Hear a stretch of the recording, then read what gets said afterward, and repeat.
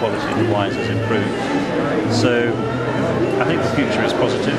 It's about looking at the markets and being aware how they respond, as we heard earlier from Paul, to your story. But it's important to realise that each country or culture has its own language. And there is a lot of difference between the American way of selling and buying and the British, and I'm sure the Australian. So whilst maybe the Americans want a little story, there's possibly in the Brits, if you like, a more traditional approach to doing it. But on the whole, I think I would have a positive message to the producers in Argentina, and to have confidence, but to plan and to think of what markets are wanting and looking for.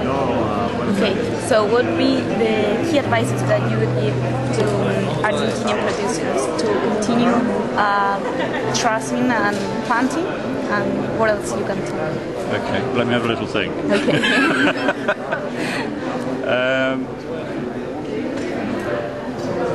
Well, I suppose one of the things is to think globally, to look at the other successful countries and learn from them. So look at Spain and look at Australia and New Zealand. And the reason I say those is Spain has revolutionised what it's been doing, and it's had a very successful market with that.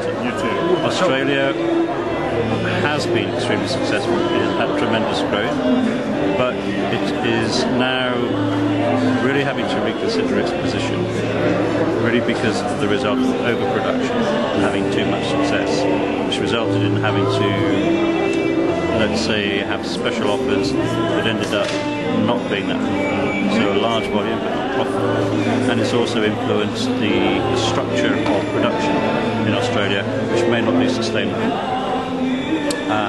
And New Zealand is another area to look at because of its planning, very good marketing, and the positioning of its wines at a premium price within a global market. So I think Argentina can learn from that, create, as we've heard today, an identity that all the producers are happy with, find a way of funding the promotion of its wine and the creation of generic bodies throughout its key markets. It doesn't have to do the world, but it needs to decide where it wants to grow and where it's to go. Develop key partners in those countries, so that's the distribution channels.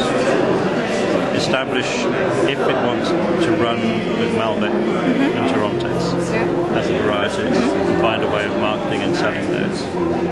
And get a plan which everyone is involved in and believes in. That's going to be key before deciding to go down the regional route. Because the regional route is fine, but initially, as we've heard, not every nation that it's selling to understands Argentinian wine. So let's get them to do that first, and then you bring on the regionality. Okay, and finally, speaking about Malbec, what is your personal opinion about Argentinian Malbec? I love it. Yeah? Okay. That summarizes everything. I really don't think you need to expand too much. I actually like French Malbec. Okay, so what is the main difference that you find between French and Argentine? Well, this goes back to this idea of structure, and the French Malbec is very firm, very restrained, and it takes years before it actually starts to give you a pleasurable wine. Argentinian wine is pleasurable very early on. It's very difficult to define in flavour profile, so that's lovely. It can do all sorts of different things. And it's fruity. Yeah, it has great fruit, but it also has that lovely savoury element. It stops it being what in the UK we would call a fruit wine. So it has a bit of restraint, a bit of elegance and structure. So it can do a lot of different things, which is great. Okay. So I love Malbec. Okay. Well, and all its guys. Okay, we're glad to hear that. Okay. Thank